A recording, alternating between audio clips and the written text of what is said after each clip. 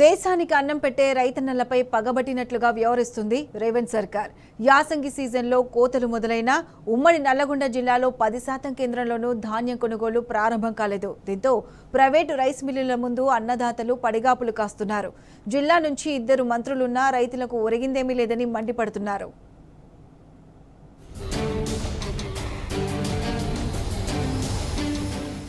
రేవంత్ హయాంలో రైతన్నలకు కష్టకాలం నడుస్తోంది.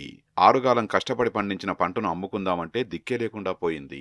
ప్రభుత్వం ఆర్భాటంగా అక్కడక్కడ కొనుగోలు కేంద్రాలను ప్రారంభించినా ఎక్కడా ధాన్యం కొనుగోలు మొదలవ్వలేదు. ఉమ్మడి నల్గొండ జిల్లాలో యాసంగి సీజన్లో కోతలు ప్రారంభమైన 10% కేంద్రాల్లోనూ ధాన్యం కొనుగోలు మొదలు కాలేదు. దీంతో అన్నదాతల పరిస్థితి మరింత దయనీయంగా మారింది.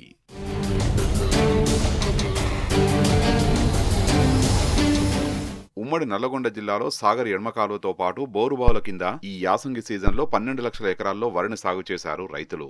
ప్రభుత్వం నీళ్లు ఇవ్వకున్నా అష్ట కష్టాలు పడి బోర్ల కింద బావుల కింద పంటలు సాగు చేశారు. ఇప్పటికే చాలా చోట్ల వరి కోతలు మొదలయ్యాయి.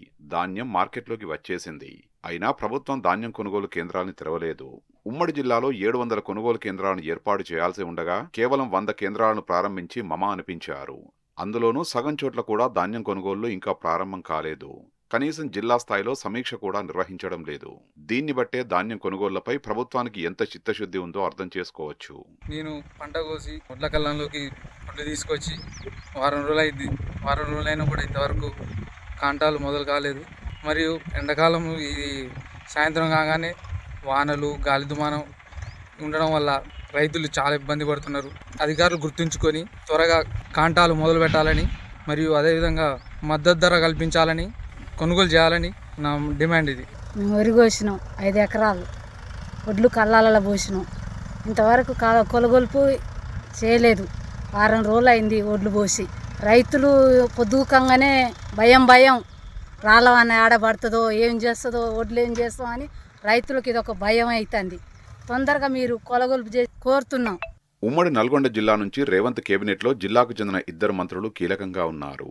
కోమటిరెడ్డి వెంకట్రెడ్డి, ఉత్తమ్ 2 మినిస్టర్లుగా వ్యవహరిస్తున్నా జిల్లా రైతులకు ఒరిగింది శూన్యం. ఇక ఉత్తమ్ పోర్టుపోలియో పౌర సరఫరాల శాఖే. అయినా ఇప్పటివరకు మంత్రి సొంత జిల్లాలోనే ధాన్యం కొనుగోలు జరగడం లేదంటే కాంగ్రెస్ సర్కారు నిర్లక్ష్యం ఏ స్థాయిలో ఉందో అర్థం చేసుకోవచ్చు. జిల్లాలో ధాన్యం ఎక్కడ అమ్ముకోవాలో తెలియక నానా ఇబ్బందులు పడుతుంటే ఉత్తమ్ కనీసం పట్టించుకోవడం లేదని ఆగ్రహం వ్యక్తం చేస్తున్నారు రైతులు.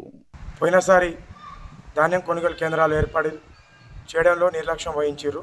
ఈసారైనా తొందరగా ఐకేపీ సెంటర్లు అవుతుంది, పిఎస్సి సెంటర్లు అవుతుంది, తొందరగా ఓపెన్ చేస్తారని అనుకున్నాం. ధాన్యం రావడం వల్ల ఇంకొక 3-4 ఐకేపీ సెంటర్లు ఇక్కడ ఓపెన్ చేయాల్సి ఉంది. అవి తొందరగా ఓపెన్ చేయాలని రైతులందరం కూడా కోరుకుంటున్నాము.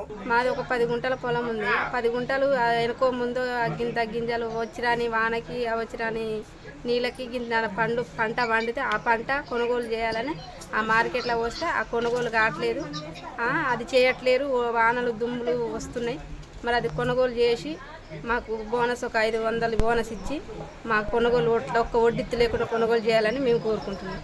ధాన్యం అమ్ముకునే దారి లేక చాలా మంది రైతులు ప్రైవేటు మిల్లర్లనే నమ్ముకుంటున్నారు. ఇదే అదనుగా భావించిన మిల్లర్లు సిండికేట్ అయి నానా కొర్రీలు పెడుతూ అన్నదాతలను దోచుకుంటున్నారు. సన్నరకం ధాన్యం క్వింటా 3,000 రూపాయల దాకా ధర పలుకుతున్నా 2,200 రూపాయలకు మించి ఇవ్వడం లేదు.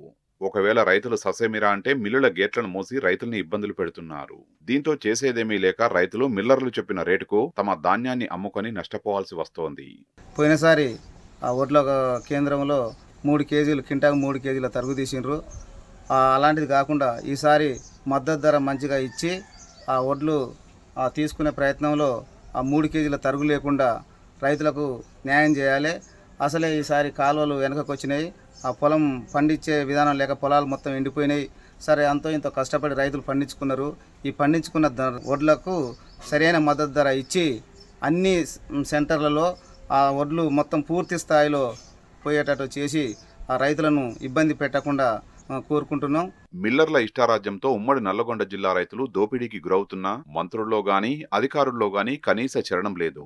ఇక క్వింటాకు 500 రూపాయల బోనస్ ఇస్తామని చెప్పిన కాంగ్రెస్ ప్రభుత్వం నల్లగొండ జిల్లాలో 20 కోట్ల దాకా బోనస్ డబ్బులు పెండింగ్లోనే ఉన్నాయి.